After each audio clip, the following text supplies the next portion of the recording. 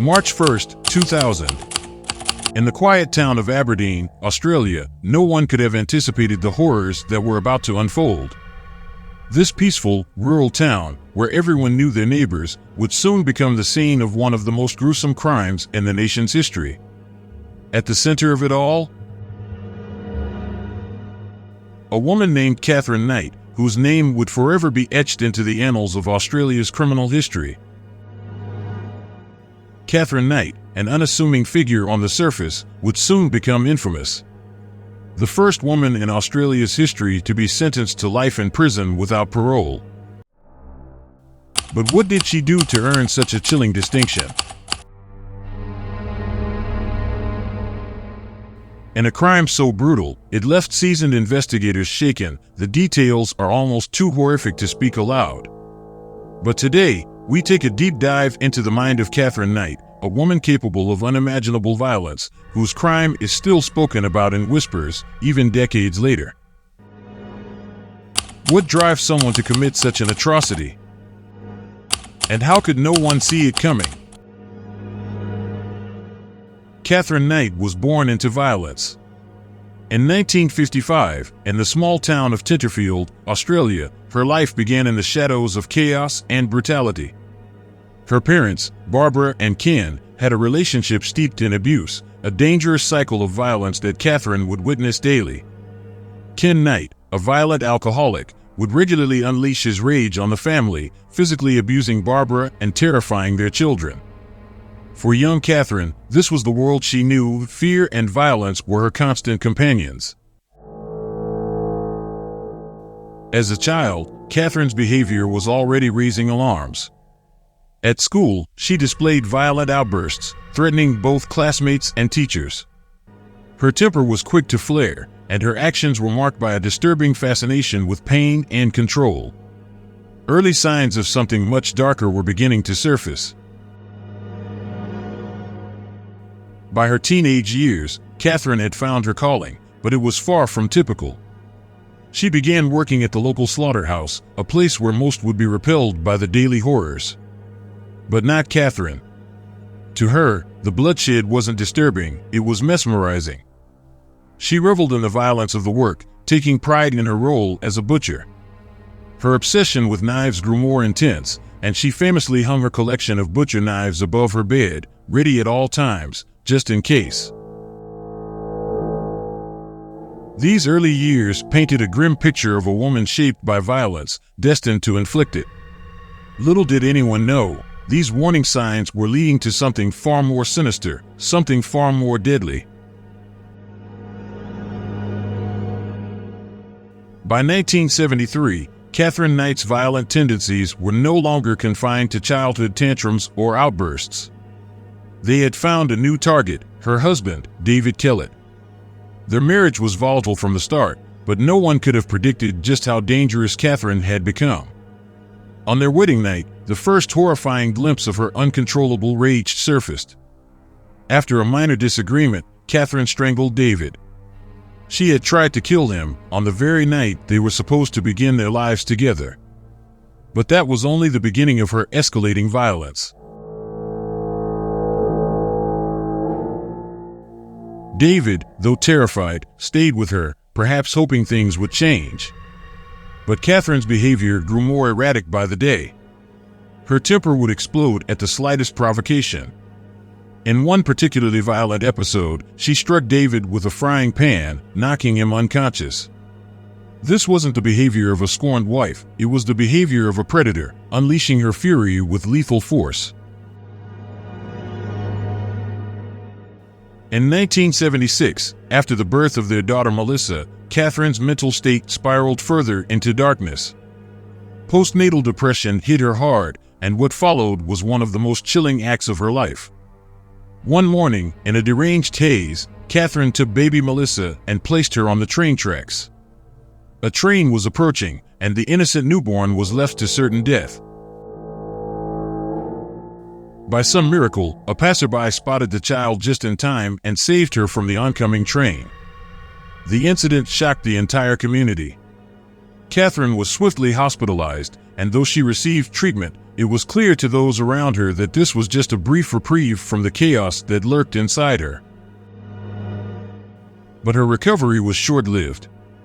Katherine's behavior would escalate again, more dangerous and unpredictable than ever before.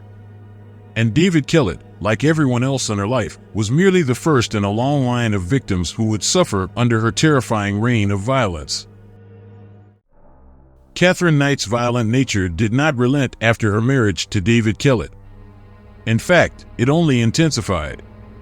By 1986, she had found a new victim, David Saunders.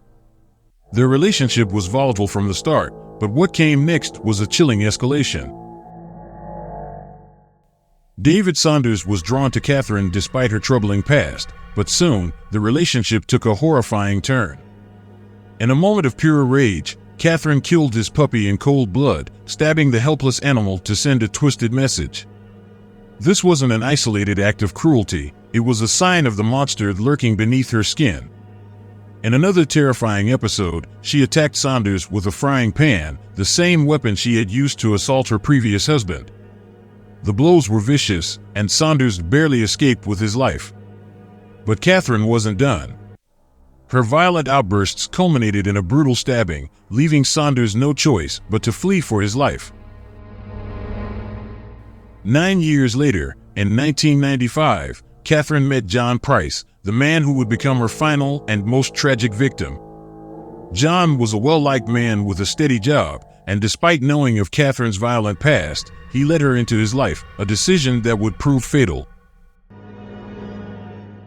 At first, their relationship seemed promising, but it didn't take long for Katherine's true nature to surface. As tensions grew, so did her violent outbursts. John was no stranger to her rage, he had seen the warning signs. But it was too late. Katherine's escalating violence began to tear their relationship apart, but Price, like those before him, could not escape the web she had spun. Her fury became more frequent, more dangerous, and John Price was caught in the crossfire. He didn't know it yet, but the woman he had welcomed into his home was preparing to end his life in the most horrifying way imaginable. March 1, 2000. John Price had finally reached his breaking point. Years of abuse, manipulation, and terror at the hands of Katherine Knight had become unbearable. In a desperate attempt to escape her wrath, Price sought legal protection, a restraining order. But for Katherine, this was not the end. It was only the beginning. That night, John took every precaution, fearing what Katherine might do next. His children were safely away, the house was locked, and he believed that finally, he would have peace. But Katherine had other plans. Unbeknownst to him, she had sent his children away earlier in the day, ensuring that no one would interrupt her final, deadly act. In the dead of night, Katherine snuck into John's home, silent, determined, filled with a twisted rage that had been building for years. She crept through the house like a predator stalking its prey. And when she reached John's bedroom, the horror truly began. Katherine unleashed years of pent-up fury in a brutal attack. With horrifying precision, she stabbed John Price 37 times. Each strike was cold, calculated, and filled with malice. John fought for his life, but it was already too late. Katherine had mastered the art of butchery, and this time, her victim was not an animal, it was the man she had once claimed to love. But the nightmare didn't end with the stabbing. What Katherine did next defies comprehension. Using her skills from years in the slaughterhouse, she meticulously skinned John Price's body.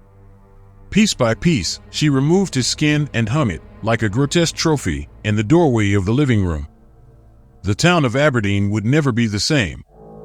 And Katherine Knight, with this unspeakable act, cemented her place as one of the most terrifying figures in Australian history.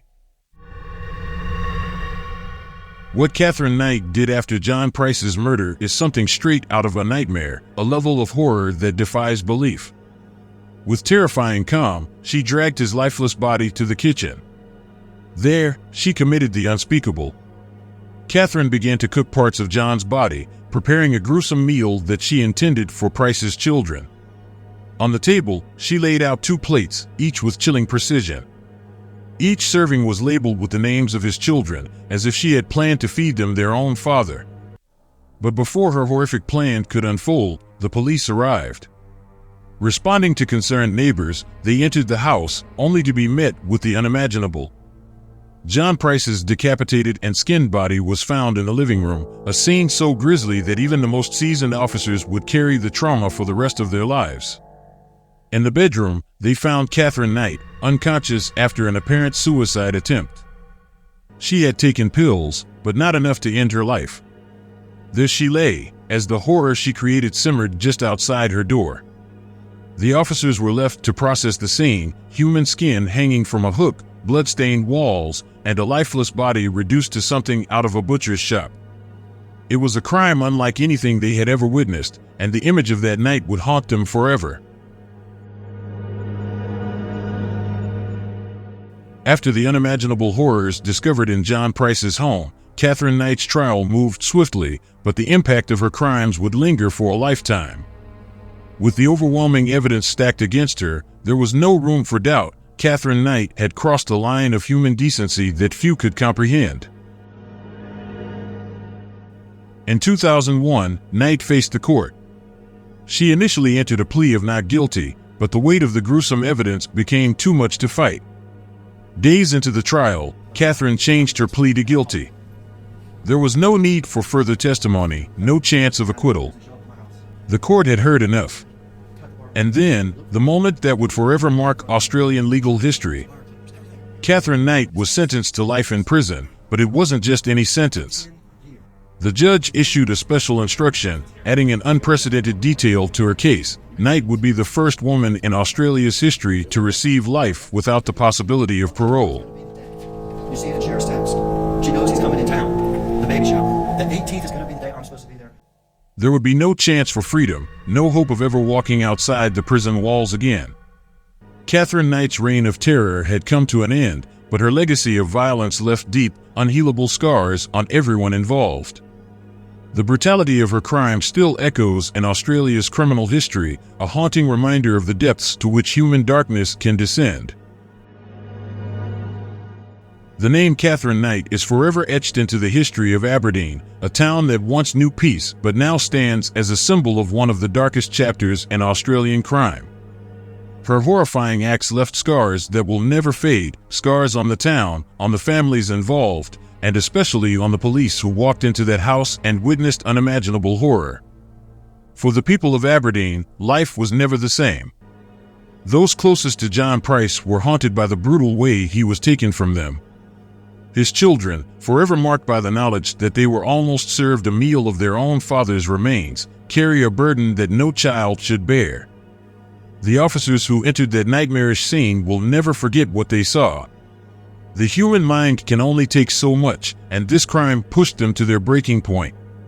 The sheer brutality of the attack, the chilling precision of Katherine Knight's actions, it was enough to shatter even the most seasoned veterans. As we reflect on this case, we are forced to confront the depths of human depravity. How far can someone go when consumed by rage? Katherine Knight showed us the answer, a terrifying, unforgivable descent into madness. Her story is not just a crime, but a warning, a reminder that evil can sometimes wear the most familiar face. Scene 09. Thank the viewers for watching. Remind them to subscribe for more crime-related content, and end with a somber reflection on the importance of mental health awareness and domestic violence prevention.